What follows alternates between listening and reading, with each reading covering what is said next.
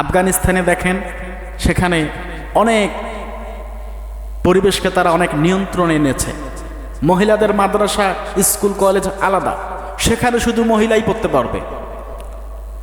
ছেলেদের মাদ্রাসা, পুরুষদের মাদ্রাসা বা স্কুল কলেজ আলাদা, সেখানে পুরুষ ছেলেরাই শুধু পড়তে পারবে, অন্য কেউ পড়াবে না। এখন আপনি খুঁজে দেখেন, এই যে মাহিগঞ্জ গার্লস কলেজে, সেখানে গিয়ে দেখবেন যে গার্লস কলেজ পড়ালেখা করে সেখানে মেয়েরা, আর পড়াই হচ্ছে টিচাররা, শিক্ষকের সংখ্যাই বেশি। মহিলাদেরকে মহিলারা পড়াবে, ঠিক কিনা বলেন? মহিলারাই পড়াবে, সেখানে পুরুষ থাকবে কেন? এরকম নিয়মগুলো আমাদের এলোমেলো। আমরা কোরআন দিয়ে নিজেদেরকে সাজাতে পারি না।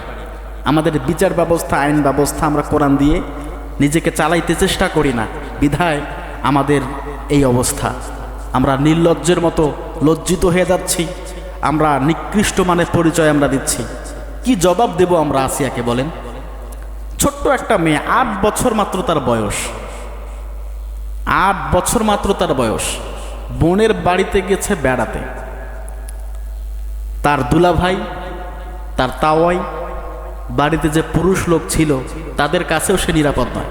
নিজের বোন, বড় বোনের বাসায় গেছে বেড়াতে, সেখানে সে ধর্ষিত হলো, শেষ পর্যন্ত সে ইন্তেকাল করলো, মরে গেল।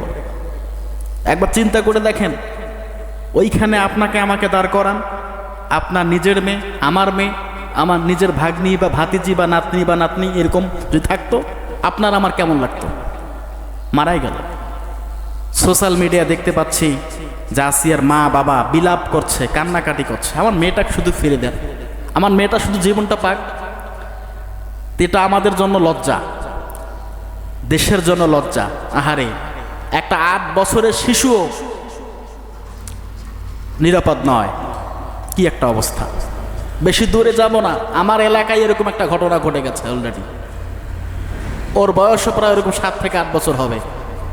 একটা পুরুষ মানুষের সঙ্গে এই একটা অবস্থা, লজ্জাকর একটা ব্যাপার। এমন ব্যাপার যে ব্যাপারগুলো কারোর সামনে বলাও যায় না। এর জন্য কোরআন লাগবে, এর জন্য আমাদের কোরআন লাগবে, কোরআন দিতে হবে, কোরআন দিয়ে পরিচালনা করতে হবে।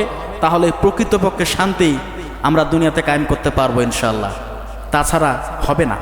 সম্মানিত হাজিরিন, বাংলাদেশে, শুধু বাংলাদেশ নয়, তাম পৃথিবীতে এমন এমন এগুলো ঘটনা ঘটে যাচ্ছে যে ঘটনাগুলোকে, জাহিলি যুগের ঘটনাগুলোকেও হার মানায়।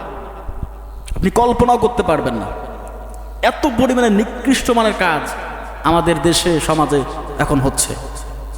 জাহিলি যুগকেও হার মানাবে।